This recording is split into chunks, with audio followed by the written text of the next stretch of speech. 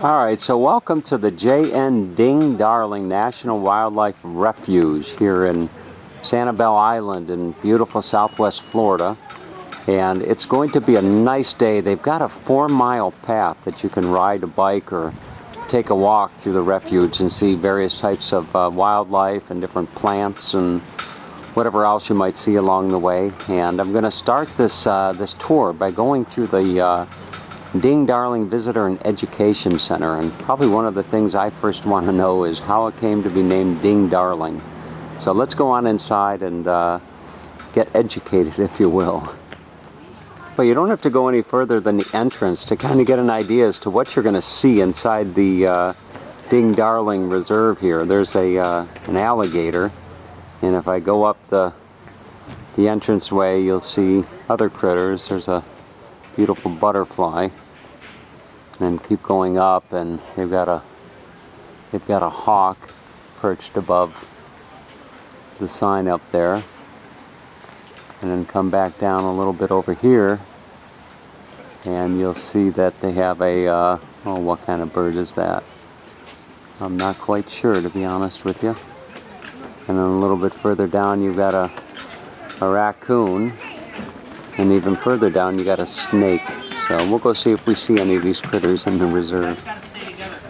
Alright, I found my way into the visitor center, and much to my delight, it's just an abundance of information about the changing estuary, which is what I think they call that.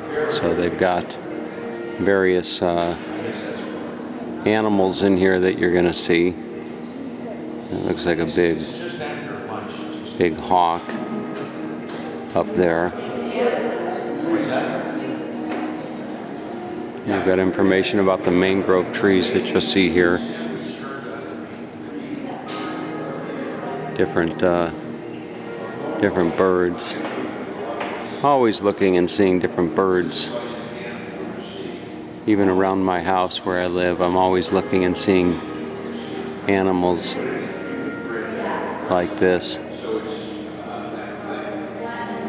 One of the nicer aspects of having moved here to Florida, seeing all of these wonderful animals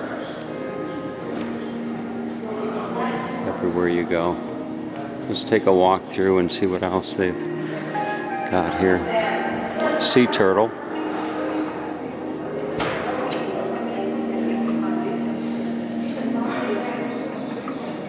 Those are incredible to swim with.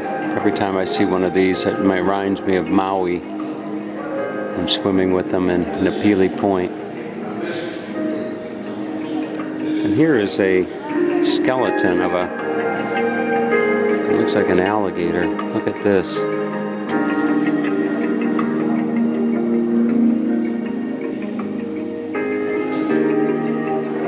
Wow.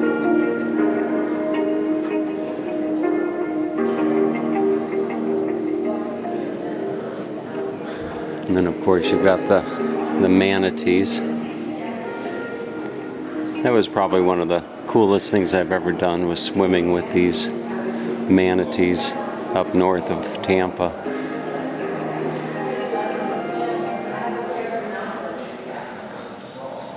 You got a bald eagle up there.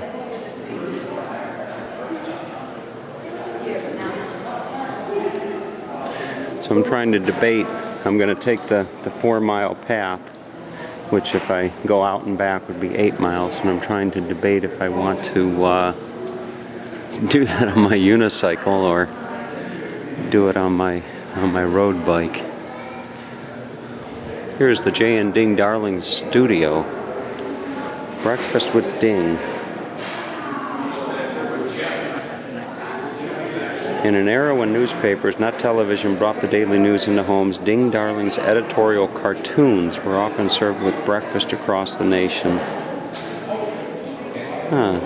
So Ding Darling was a cartoonist, interestingly enough.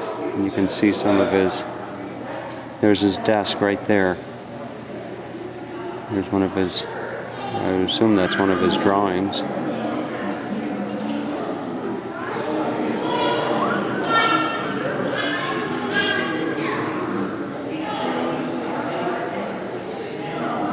Always interesting to see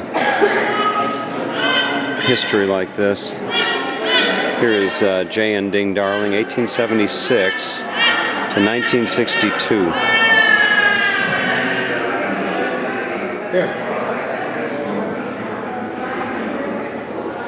And over here they have a display of the waterfowl.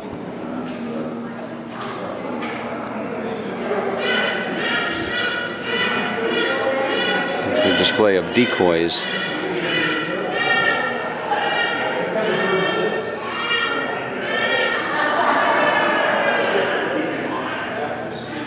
And a photography contest winners. All right, so let's go and take a look at the look at the reserve rather than the stuffed animals. All right, so I opted for the road bike as opposed to the unicycle, and it's a 4-mile road that'll take you through Ding Dingy National Park, and for 4 miles out, 4 miles back, and I'm hoping to see some really nice scenery and hopefully some beautiful wildlife. And speaking of wildlife, off to my left there's a whole bunch of waterfowl out there, so it should be a really wonderful opportunity to spend a Sunday afternoon here in Southwest Florida and bring you along in the process.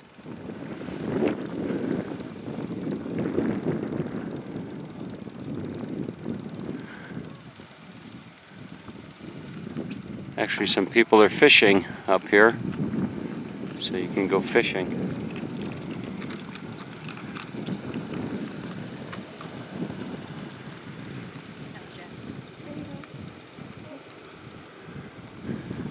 It's nice to be back on my bike again. I haven't been on this bike in well over a year.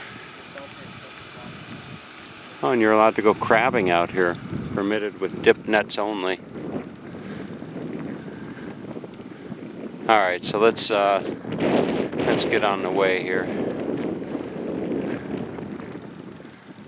I'm just gonna cruise and listen to some beautiful music, and if I see anything of interest as I'm riding along, I'll share it with you. Okay, so as I'm riding along, there's all these little turnoffs where you'll see people gathered, and wherever I see people, they're usually looking at something. And here's one of the volunteers here. You're a volunteer, right? Correct. This is Harold. Harold, are you from Florida? No, really from Ohio. That's where I'm from. Really? What a small world. Right. Hopefully you're from Cleveland. No. No? Cincinnati. Cincinnati. Yes. All right, the home of Marge Schott.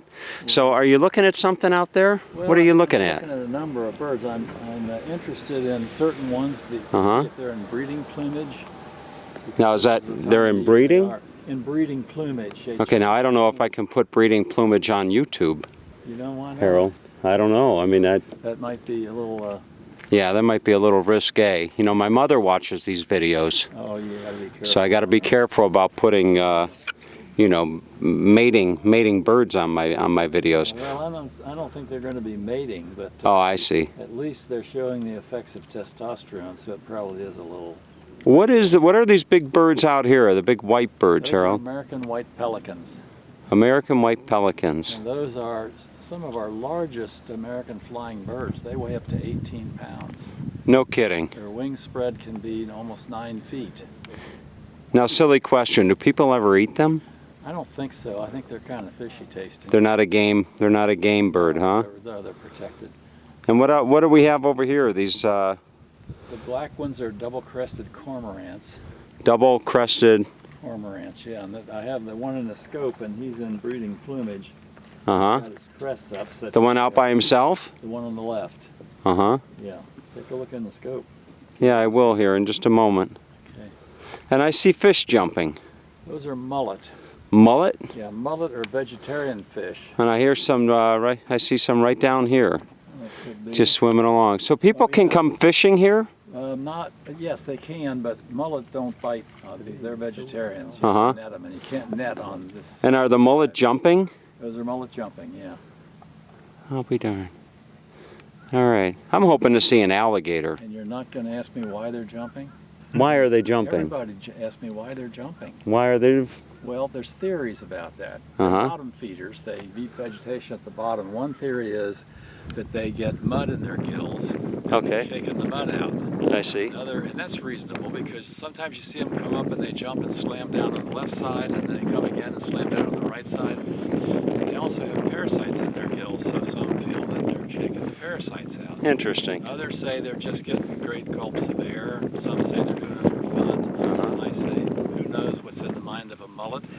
His brain's only about the size of a BB anyway. Harold, have you ever thought about just asking them why they jump? I haven't, no. Might be a good idea, huh? They're excellent smoked, by the way. They're an oily fish like salmon. So people net them on that side of the drive and out of the bay. And I see. Smoke them, and they're quite good. Oh, good. All right. Well, I'm going to get on my tour. Is there any as I do this video of the reserve here, is there one thing that I really should share with people as I'm doing this video?